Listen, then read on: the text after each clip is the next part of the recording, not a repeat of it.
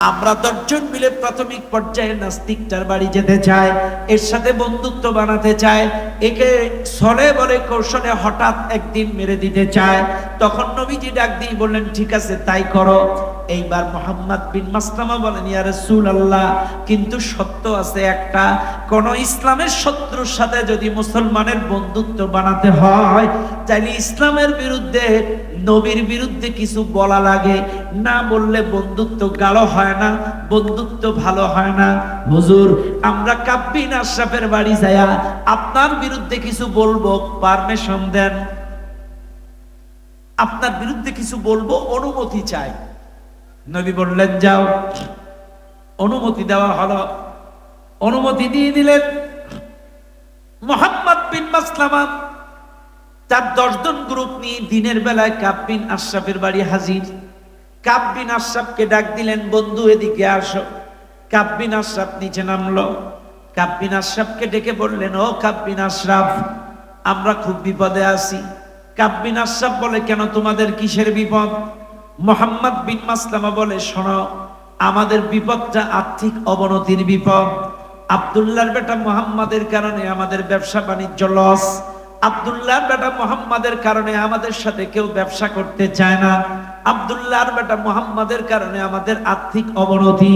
তখন যখন নবীর বিরুদ্ধে বলা শুরু করলো, কাব বিন আশরাফ চিন্তা করলে, এই তো এরা তো আমার দল, মুহাম্মাদের বিরুদ্ধে দল, ইসলামের বিরুদ্ধে দল, এরা তো আমার দল। বন্ধুত্ব গাঢ় হলো, সম্পর্ক মজবুত হলো। এইবার এই নাস্তিকটার সাথে যখন বন্ধুত্ব গাঢ় হয়ে গেল, কথা বলতে বলতে হঠাৎ মুহাম্মদ বিন মাসলামা বলে, বন্ধু, আমরা তোমার কাছ থেকে কিছু টাকা ধার নিতে চাই। কাব বিন আশরাফ বলছে, আজকেই প্রথম দেখা, আজকেই টাকা? বলছে, হ্যাঁ। টাকাটা এমনি এমনি নেব না, আমাদের পক্ষ থেকে তোমার কাছে কিছু জামানত দিব, জামানাতের বিনিময়ে টাকা নেব। কাব বিন আশরাফ বলছে, তাহলে ঠিক আছে, কোনো আপত্তি নাই, তোমাদের পক্ষ থেকে কিছু জামানত দাও, এর বিনিময়ে টাকা নাও, পরিশোধ করে জামানাতের মাল ফেরত নিবা। বলছে, ঠিক আছে তাই করো। কি জামানত? কাব বিন আশরাফ বলছে, তোমাদের সন্তানগুলো আমার কাছে জামানত দাও। কি জামানত দাও? তোমাদের সন্তানগুলো আমার কাছে জামানত দাও। তখন মুহাম্মদ বিন মাসলামা বলছে, না, আমাদের সন্তানগুলো যদি তোমার কাছে জামানত দেই, এরা বড় হয়ে আমাদেরকে খোটা দেবে। আমাদের বাবারা আর্থিক অবনতির কারণে আমাদের বন্ধক রেখে, জামানত রেখে ঋণ নিয়েছিল, এটা পিতা হিসেবে শুনতে বড্ড বেদনাদায়ক লাগবে, কাজে সন্তান জামানত দেওয়া যাবে না। কাব বিন আশরাফ বলছে, তাইলে তোমাদের স্ত্রীগুলো বন্ধক দাও। নাউজুবিল্লাহ। কত বড় খারাপ!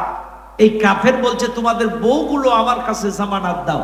তখন মুহাম্মদ বিন মাসলামা খুব ভালো জানে যে ইসলামের শত্রু, দ্বীনের শত্রু যারা হয়, এদের পাম দিলেই ফলে। তখন মুহাম্মদ বিন মাসলামা বলছে, বন্ধু, আসলে তোমার যে চেহারা, তোমার যে ফিগার, তোমার যে ফিটনেস, তোমার কাছে আমাদের স্ত্রীগুলো জামানত রেখে আমরা তো নিশ্চিন্তে থাকতে পারবো না, কাজী বন্ধু এটা হবে না। তখন বলছে, ঠিক আছে ঠিক আছে ঠিক আছে, তোমরা বলো কি রাখতে চাও। তখন বলতেছে, দেখো, আমাদের কাছে রানিং যে তলোয়ারি, ঢাল, অস্ত্রগুলো আছে, এগুলো তোমার কাছে জামানত দিই, এর বিনিময়ে টাকা নিতে চাই, এরপরে যখন টাকা দিয়ে দেব, আমাদের অস্ত্রগুলো ফেরত দিবা। কাব বিন আশরাফ বলছে, হ্যাঁ হ্যাঁ হ্যাঁ, তাতেই আমি রাজি, তোমরা জমা দাও, বিনিময়ে টাকা নাও। টাকা নিয়ে মুসলিম সাহাবারা চলে গেল।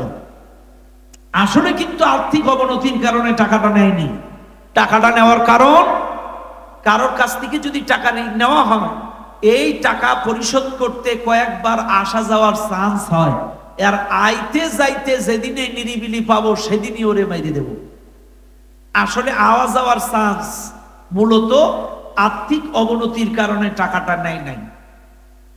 ভাইরা আমার, মুহাম্মদ বিন মাসলামা বাড়ি চলে গেলেন।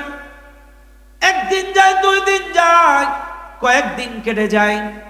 হঠাৎ করে লক্ষ্য করে দেখা গেল, এই কাব বিন আশরাফ এখনো পর্যন্ত কবিতা রচনা বন্ধ করে না, এখনো পর্যন্ত নবীর বিরুদ্ধে, আল্লাহর বিরুদ্ধে কবিতা রচনা করে। এইবার মুহাম্মদ বিন মাসলামা তার 10 জন নিয়ে একটা মিটিং বসালো। আর দেরি করা যাবে না, এই নাস্তিকটার বড্ড সাহস বেড়ে গিয়েছে, সুযোগ দেওয়া যাবে না। আল্লাহ চাহে তো আজকের রাতটাই ওর জীবনের শেষ রাত। শোনো আমার বন্ধুরা, আগের দিন আমরা ওর বাড়ি গিয়েছিলাম দিনের বেলায়, আজকে আমরা ওর বাড়ি যাব রাতের বেলায়। কিন্তু কোন কায়দায় মারবো তোমরা শোনো, একটা মিটিং করে নেই, সংকেতটা সেটিং করে নেই। কি সংকেত?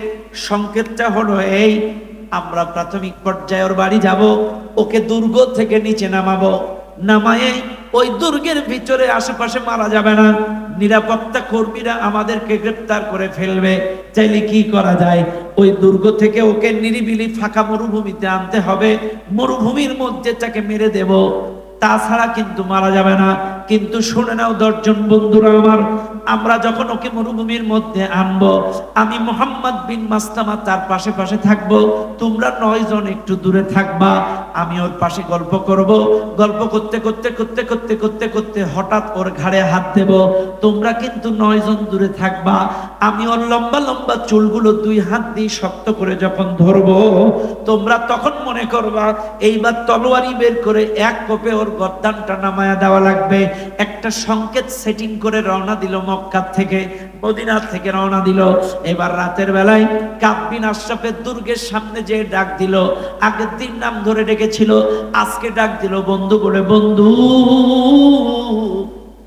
যেই একটা ডাক দিছে আলিশা, কাব বিন আশরাফ দুর্গ থেকে নামতেছে। কাব বিন আশরাফের স্ত্রী হাত আকসা দিয়ে বলে, কই যাও? বলে, আমার বন্ধুরা ডাকতেছে তাই যাচ্ছি। বলে, না, এই ডাকটা আমার কাছে কল্যাণকর মনে হচ্ছে না, এই ডাকটা আমার কাছে অশোভনীয় মনে হচ্ছে, তুমি এত রাতে নিচে যাইও না। কাব বিন আশরাফ বলছে, কি কও, এরা আমার বন্ধু না?